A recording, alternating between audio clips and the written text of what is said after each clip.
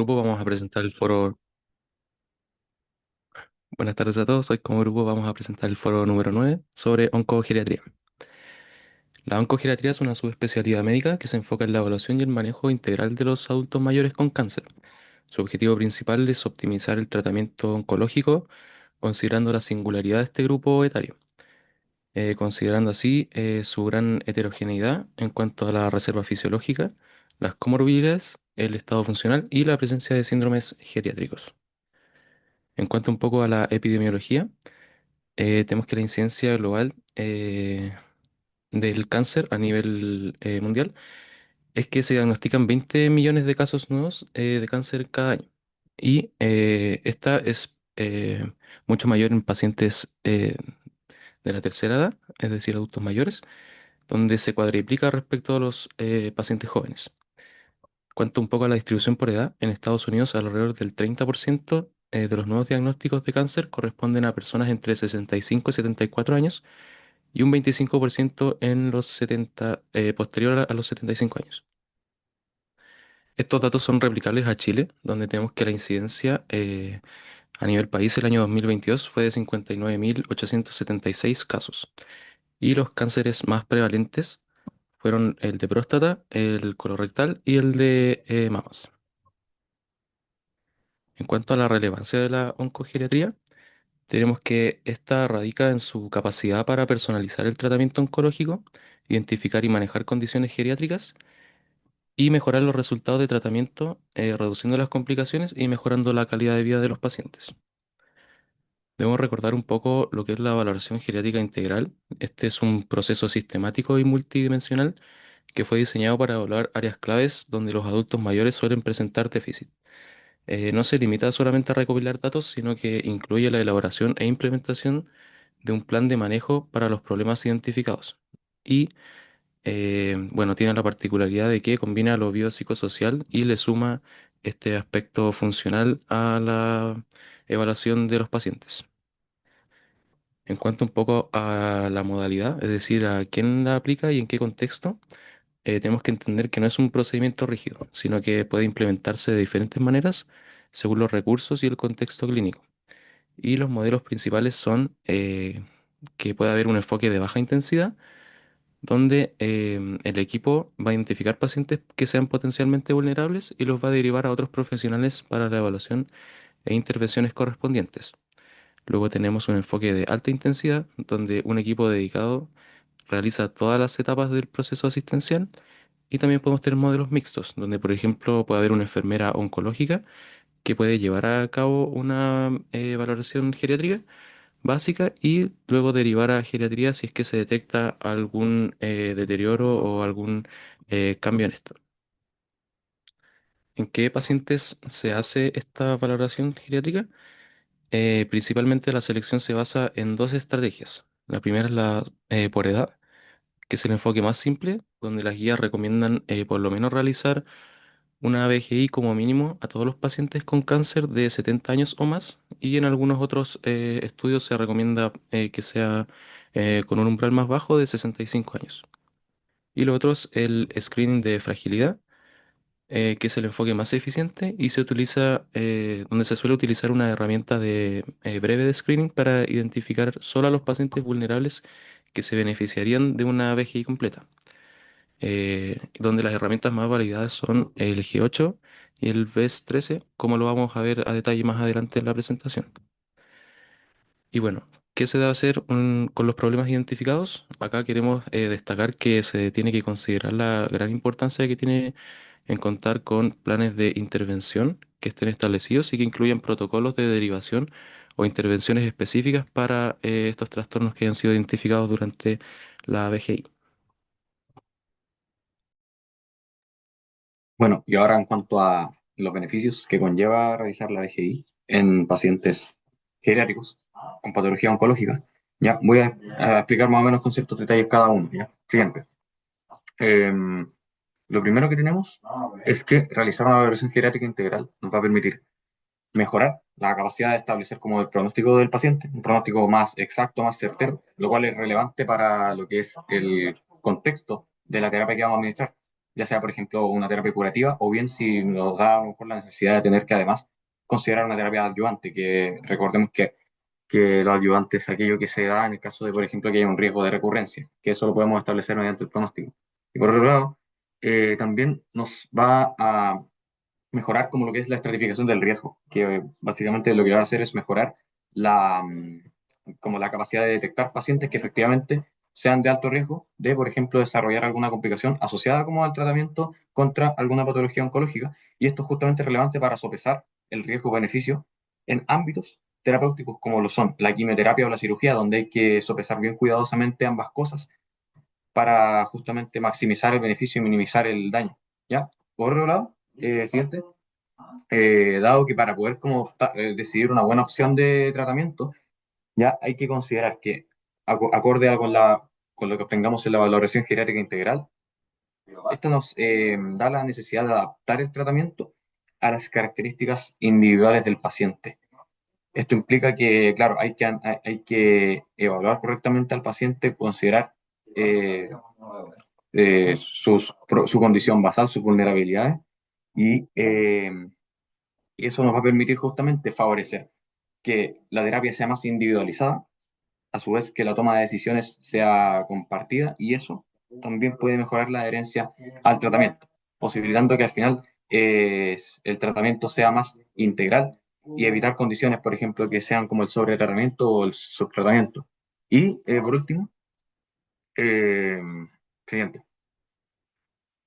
Por último, también hay que considerar ciertas intervenciones no oncológicas que también se pueden considerar que, si bien no son intervenciones que operen sobre la patología oncológica en sí, sí nos van a permitir, por ejemplo, abordar otras condiciones del paciente, como lo son, por ejemplo, la movilidad, el control de comorbilidades, la medicación, o intervenciones psicológicas o nutricionales, que son importantes para poder como generar que el paciente tenga una mejor condición, y eso a su vez va a generar eh, un, un mejor efecto a nivel de la terapia. Y esto, por ejemplo, se va a ver reflejado en que, sumando la estratificación de riesgo, la mejoría del enfoque del tratamiento y las intervenciones no oncológicas, en que al final esto nos va a llevar a una reducción de la toxicidad asociada al tratamiento, una mayor adherencia a este y mejora en la calidad de vida, ¿ya? Que eso, a pesar de que no produce grandes efectos o diferencias en cuanto a la supervivencia del paciente frente al cáncer en sí, sí nos va a permitir una mejoría en su calidad de vida, que es lo que también se busca con todo este enfoque. Eso. Bueno, respecto a la fragilidad en el adulto mayor con cáncer, tenemos que recordar el concepto de fragilidad, que se define generalmente como una condición clínica que está relacionada con la edad, caracterizada por mayor vulnerabilidad a estresores tanto exógenos como endógenos. Y esto último predispone a los pacientes a tener un mayor riesgo de experimentar un empeoramiento de su estado de salud basal. Entonces tenemos como una escala que va avanzando, que comienza con el envejecimiento celular, que este genera una disminución fisiológica de la capacidad de reserva de los órganos, y esto a su vez, y pasamos al siguiente escalón, promueve la creación de un entorno que fomenta la degeneración patológica de los órganos y también un ambiente proinflamatorio. Entonces esto va a conducir a enfermedades que son propias ya de la edad, como la enfermedad coronaria, la osteoartritis, y a la vez esto lleva a un deterioro de la función física, mental y además más discapacidad en estos pacientes. Siguiente. Entonces lo que tenemos es un contexto en donde coexiste en el adulto mayor con cáncer la fragilidad, la discapacidad y también la comorbilidad, donde la fragilidad se ve acrecentada por el envejecimiento propio del adulto mayor, por la enfermedad del cáncer también y también por el tratamiento que muchas veces es muy invasivo. Entonces tenemos herramientas de tamizaje para ver la fragilidad, que son las que se ven en pantalla: la Clinical Frailty Scale, la Geriatric 8 y la Vulnerable Elder Survey, que vamos a hablar a continuación. Bueno, la primera es una herramienta de tamizaje que está basada en el juicio clínico para detectar la fragilidad y estratificar de forma general los grados de aptitud física y de fragilidad del paciente. Es como la primera impresión cuando el paciente ingresa al box. Esta herramienta está basada en pictogramas, como se ve en la imagen, y resume el nivel general de fragilidad de una persona mayor. Entonces, dado que su estructura es súper simple y solamente depende del juicio clínico, va a ser útil en la enfermedad aguda o nueva para poder registrar el nivel de fragilidad que existía previo a la enfermedad o a que ocurriera el estresor. Lo que es muy importante en el cáncer porque sabiendo esto podemos evitar el sub y el sobretratamiento, como mencionó mi compañero. Y esta escala va de 1 a 3, que son los pacientes no frágiles, 4 es una fragilidad muy leve, 5 a 8 son pacientes frágiles propiamente tal, y los 9 son pacientes terminales que tienen una esperanza de vida menor a 6 meses. Siguiendo con las herramientas de cuidado, tenemos test de 8 preguntas desarrollado, el G8, que es un test de 8 preguntas desarrollado específicamente para pacientes ancianos con cáncer y como primer método de cribado de pacientes frágiles con una alta sensibilidad y una razonable especificidad y tarda menos de 5 minutos en aplicarse. La puntuación menor o igual a 14 se considera normal, considerando que el rango total es de 0 a 17, por lo que las puntuaciones más bajas va a significar un peor estado. La herramienta G8 consulta sobre vulnerabilidades clave como problemas de movilidad, nutricionales, problemas cognitivos, del estado de ánimo y la polifarmacia. Y esto junto con la edad, la percepción subjetiva de la edad.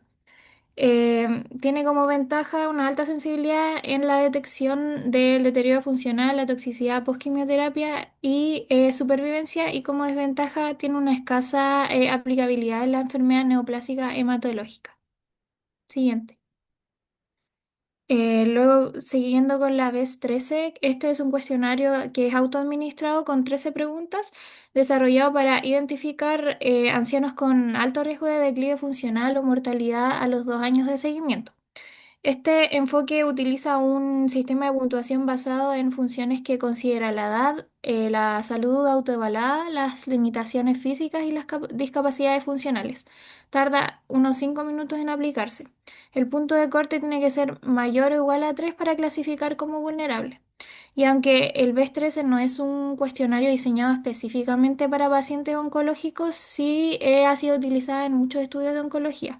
Tiene una sensibilidad que es más baja, pero una especificidad más alta que el G8. También tiene una eficacia demostrada en predicción de toxicidad postquimioterapia o supervivencia global en tumores digestivos.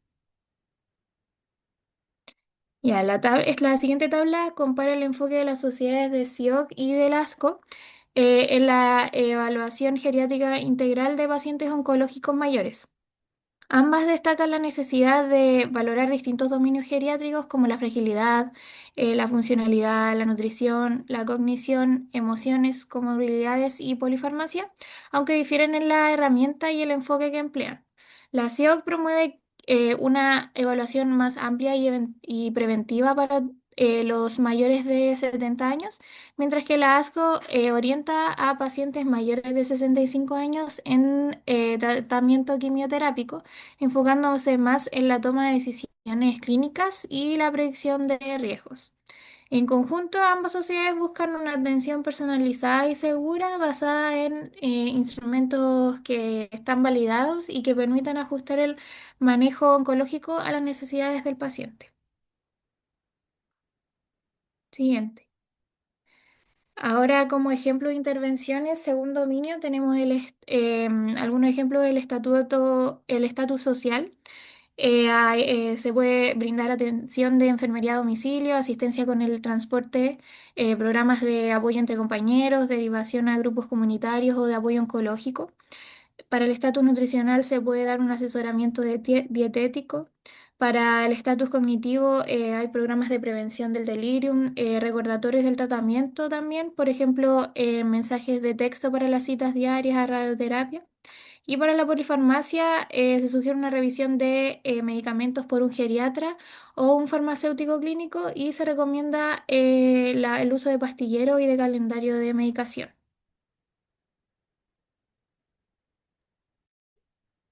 Ahora esto también nos abre a hablar de un tema que es la prehabilitación, lo cual es un proceso que involucra un conjunto de programas o medidas, las cuales están orientadas a reducir el impacto de ciertos problemas específicos de salud, por lo cual a través de este enfoque se puede intervenir sobre estos problemas mitigando su impacto y esto puede beneficiar a pacientes en una condición de fragilidad o de prefragilidad, como lo son muchos pacientes geriátricos. Entonces, este concepto es particularmente relevante en este ámbito porque su impacto sobre un paciente geriátrico que, por ejemplo, debe prepararse para recibir una terapia, en este caso contra el cáncer, lo va a favorecer en el sentido de que va a permitir que recupere, por ejemplo, más rápido su funcionalidad, puede reducir la tasa de complicaciones asociadas al tratamiento e incluso la duración de la hospitalización. ¿Por qué? Porque el paciente lo que básicamente busca es, como en este caso, preparar al paciente para que tolere mejor el tratamiento. Y ahora esto se puede hacer a través de distintas intervenciones. Eso.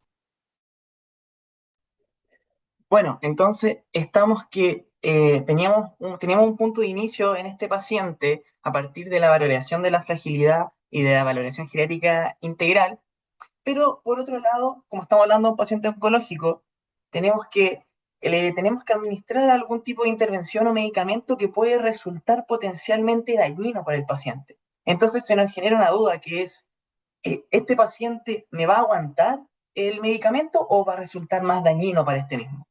Y la respuesta de esto van a ser las escalas CARG y CRASH, que tienen como objetivo principal calcular la posibilidad de toxicidad de grado 3 o 5 durante la quimioterapia en pacientes oncogeriátricos. Y destacar que ambas escalas tienen un rendimiento similar. Dale nomás. Aquí está la escala de CARG, ya en donde, bueno, estas imágenes son sacadas de MedCalc, aplicación de celular, bastante útil que cada uno puede descargar en su mismo celular. Y esta se usa en pacientes adultos mayores que son candidatos a quimioterapia mayores de 65 años. Y explora algunos parámetros, como podemos ver, que puede ser el sexo, la edad, el tipo de cáncer, el número de drogas o incluso otros parámetros como el número de caídas en los últimos 6 meses o la actividad social, que son preguntas o valoraciones típicas del término del punto de vista geriátrico. Y esto nos va a dar un puntaje que nos va a catalogar en riesgo bajo, intermedio y alto de toxicidad. Pero es importante que este puntaje no nos debe nublar desde el juicio clínico, sino que debe ayudarnos o facilitarnos las discusiones acerca de la atención. Por ejemplo, disminuir la dosis, aumentar, o sea, cambiar el tratamiento o generar algunas medidas de apoyo o incluso acortar los periodos de monitorización y reevaluación. Siguiente. Crash es algo más de lo mismo, es una escala también que esta vez se ve en pacientes, dice, mayores de 70 años, que tiene un dominio que es del riesgo quimioterapéutico, un riesgo hematológico, o sea, un apartado hematológico y un apartado no hematológico, y también te va a dar ciertos valores que a fin y al cabo buscan algo similar. Pero lo importante es que al hacer todo esto, lo que se logra en el paciente justamente es que mayor cantidad de pacientes terminen la quimioterapia programada, que experimenten una mejor calidad de vida y tengan una mayor funcionalidad. Siguiente. Y ya, le dimos el fármaco al paciente. Y luego, por lo general, lo que se hace es monitorizar el efecto del fármaco. Pero también hay otra variable que no es estática, sino que es dinámica y que puede ser alterada, como es la fragilidad. ¿Ya? Y la verdad es que comúnmente no se monitoriza la fragilidad, siendo que es algo bastante importante. De hecho, de acuerdo a la CIOC y a la ASCO, la evaluación de fragilidad no tiene algún parámetro, no tiene alguna indicación para monitorizarla en estos casos. Sin embargo, en la práctica clínica se ocupan escalas como la KPS, que evalúa la capacidad funcional del paciente, para monitorizarlo, pero no hay algo claro o algo establecido.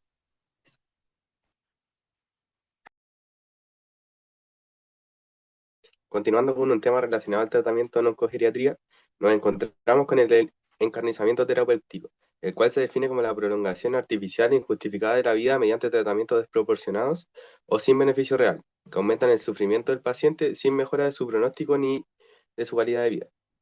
Esta suele presentarse cuando se indican terapias agresivas, ya sea una quimioterapia, cirugías o radioterapia, sin considerar la fragilidad, las comorbilidades y la expectativa funcional del adulto mayor. Una de las mejores formas de evitarlo es a través de la valoración geriátrica integral, ya que orienta las decisiones hacia un enfoque centrado en la persona, priorizando la calidad de vida y la proporcionalidad de las intervenciones. Algunos puntos claves a considerar antes de iniciar un tratamiento y prevenir problemas como este son, en primer lugar, evaluar siempre la relación beneficio-riesgo real del tratamiento, respetar la autonomía y las preferencias del paciente y considerar la medicina paliativa precoz como parte del manejo integral. Siguiente. Ahora pasaremos a hablar sobre el screening o tamizaje del cáncer, un tema clave en la prevención y detección precoz, especialmente en la población adulta mayor. Según una revisión sistemática publicada en JAMA Internal Medicine el año 2023, se evaluó cuánto tiempo de vida se gana realmente con los exámenes de detección más comunes. El estudio incluyó más de 2 millones de personas y analizó 6 pruebas distintas: sigmoidoscopía, mamografía, test de cáncer ocultan, o sea, test de sangre ocultan exposiciones, colonoscopía, antígeno prostático para cáncer de próstata y TAC de tórax para cáncer pulmonar. Cabe destacar que este estudio se realizó en Noruega, Suecia y Estados Unidos. Bueno, el resultado fue bastante llamativo, ya que la mayoría de estas pruebas no aumentan significativamente la esperanza de vida. Siguiente. Dentro de los resultados, por ejemplo, la sigmoidoscopía fue la única que mostró un beneficio claro, con un aumento promedio de 110 días de vida ganados. En cambio, la mamografía y el test de sangre ocultan deposiciones no mostró diferencias significativas, y la colonoscopía y el antígeno prostático tuvieron resultados muy inciertos, con un posible beneficio cercano a un mes. Y por último, la tomografía para cáncer pulmonar mostró una ganancia estimada de 107 días, pero también con bastante variabilidad. Siguiente. En esta tabla vemos los mismos resultados, y esto demuestra que si bien el screening es importante, no todos los exámenes tienen el mismo impacto real en la longevidad. Por eso la decisión de hacer o no un test debe basarse en el riesgo individual, la edad, las comorbilidades y la fragilidad del paciente, no solo en la edad cronológica. Siguiente. En Chile, el Ministerio de Salud recomienda distintos programas de tamizaje. En primer lugar, encontramos para el cáncer de mama la mamografía cada 2 años en mujeres de 50 a 74 años. Para el cáncer colorectal, el MinSal recomienda realizar test de sangre oculta en deposiciones anual a todo adulto mayor o igual a 50 años, para luego pasar a una colonoscopia. También para cáncer de próstata, el ministerio sugiere realizar tamizaje de cáncer de próstata con antígeno prostático a hombres entre 50 y 70 años de edad, aunque la evidencia sobre su impacto en mortalidad sigue siendo débil. Y en mujeres de entre 25 a 64 años, que incluye el parámetro de 60 a 64 años en adulto mayor, el papá Nicolau para detección de cáncer cervicuterino. Entonces, ¿qué nos deja todo esto? Es que el screening debe aplicarse de manera personalizada, valorando los posibles beneficios y riesgos de cada caso, sobre todo en adultos mayores con fragilidad o múltiples comorbilidades. Ya para terminar nuestra presentación, como conclusión final, tenemos que el aumento de la expectativa de vida ha llevado a un crecimiento significativo en el número de casos de cáncer en personas mayores.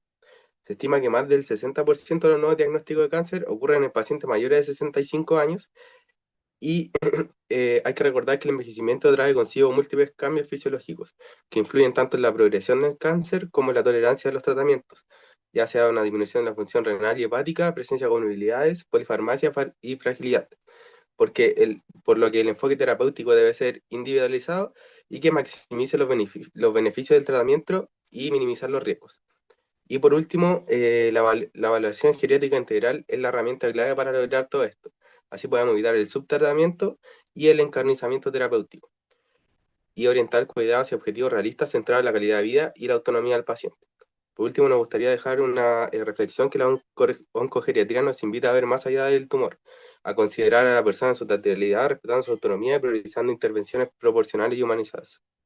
Muchas gracias. Y aquí están las bibliografías. Súper. Em, ¿Alguna pregunta del curso? ¿Nada? No. Eh, la gente del grupo algún comentario de los de sirvió, le sacaron algo en limpio, tiene utilidad lo que hicieron?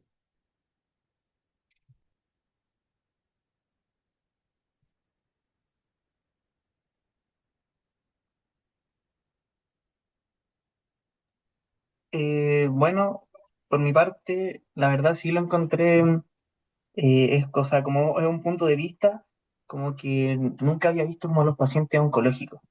Y como por ejemplo la escala, que es algo que es la parte que me tocó a mí, y, y encontré algo que, pucha, es como fuerte como que te lo pasen, por ejemplo, a nosotros en quinto año y que, o sea, o ver toda esta parte geriátrica en general, como en quinto año y como que uno no tenía mucha idea o estaba un poco a ciega en los años anteriores, siendo como que partimos prácticas como en tercero y después siguen en cuarto, porque como, bueno, como se sabe, aumenta la cantidad de población geriátrica, entonces eh, es complejo darse cuenta como de otro abordaje. Eso es como lo que saco yo en limpio de este seminario y en general del ramo, la verdad. Claro, como de otra forma de igual de abordar como la enfermedad, porque como que, claro, lo que tradicionalmente se enseña o el modelo tradicional siempre, o el que se basa, por ejemplo, en las guías clínicas, es como que tal enfermedad se aborda de tal manera y se busca, eh, por ejemplo, se busca por lo general siempre la curación, pero claro, en el caso de los pacientes como geriátricos, el abordaje en sí a veces hay que adaptarlo, es distinto teniendo en cuenta que por ejemplo, cosas de las que hablamos en el seminario, que es como el hecho de que no es lo mismo aplicar una misma terapia en un paciente un paciente joven con sus reservas fisiológicas conservadas, a un paciente mayor con ya con reservas disminuidas o en una condición más de fragilidad. Obviamente, como la tolerancia en sí del tratamiento no va a ser la misma, entonces, claro, eso lleva a uno a preguntarse igual, a plantearse en qué casos dar un tratamiento que a lo mejor maximice el beneficio en el sentido de que vaya a curar la enfermedad, realmente si eso va a ser mejor para el paciente teniendo en cuenta su condición o no. Y ahí es como que abre la puerta igual a plantearse como ese debate que se da justamente como en el grupo etario de los pacientes geriátricos.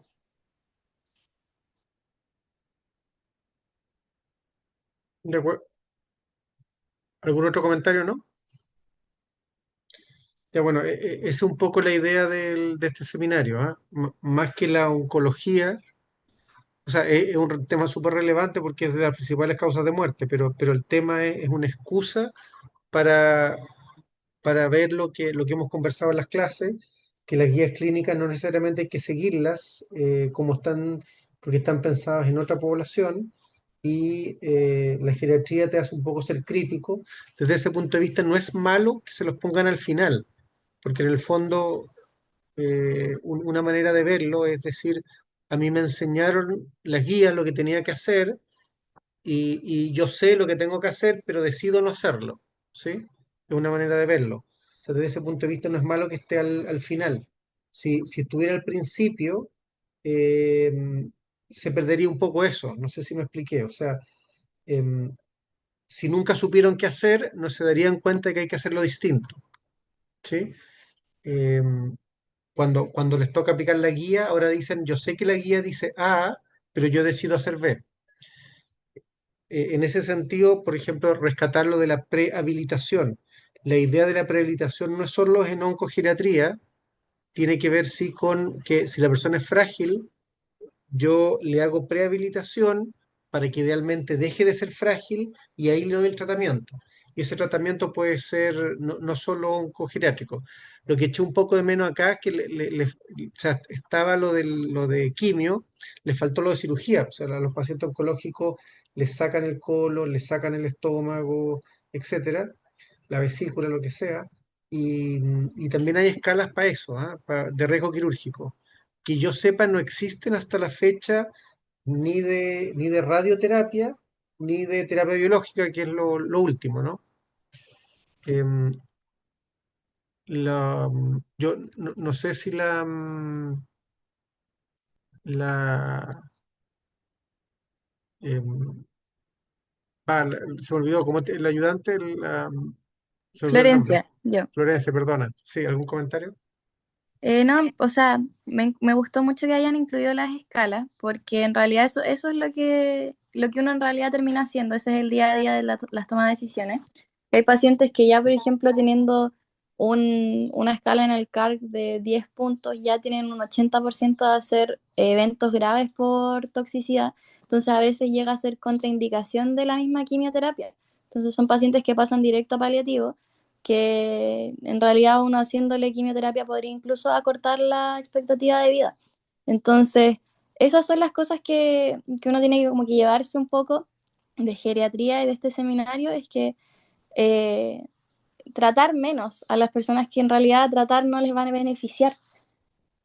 Encuentro que igual lo abordaron y es algo que van a ver harto ahora que van a entrar al internado muy pronto, que hay hartos pacientes que en realidad lo más terapéutico, lo más benevolente es tratar menos. De acuerdo. La primera pregunta es expectativa de vida, ¿cierto? Porque si el paciente tiene una insuficiencia cardíaca avanzada, o un EPOC severo, o un daño hepático, y tiene sin cáncer, expectativa de vida de meses o de un año, nada tiene sentido, ¿cierto? Si el paciente tiene una expectativa de vida, qué sé yo, de 5 7 8 años, 10 años, uno dice, mira, aquí parece que sí vale la pena tratar el cáncer. Pero ahí viene el paso siguiente, que es lo que estamos conversando. Sí, pero resulta que, o sea, el paciente tiene 8 años de expectativa de vida, pero resulta que el riesgo de toxicidad es 80%. Entonces, ok, sería muy bueno tratarlo, pero la verdad es que tratarlo va a ser simplemente cambiar digamos, el cáncer por complicaciones del tratamiento. Lo que le queda al paciente va a estar hospitalizado, infectado, entrando y saliendo, y finalmente no le estamos ofreciendo nada. eh, Ese sería como el orden de enfrentamiento. Entonces, si el paciente tiene buena expectativa de vida y te va a aguantar la cirugía, ahí vale la pena pelearla, pero si no es hacerle puro daño, ¿no? ¿Mm? Eso, no sé si hay alguna otra pregunta o comentario, jamás por el tiempo ya. No, o sea, también preguntar si leyeron sobre algún tipo de toxicidad en específico, sobre algún como órgano. Igual hay hartas guías clínicas sobre cómo se comporta la toxicidad en distintos órganos. No sé si algo de eso pudieron ver durante la preparación del seminario.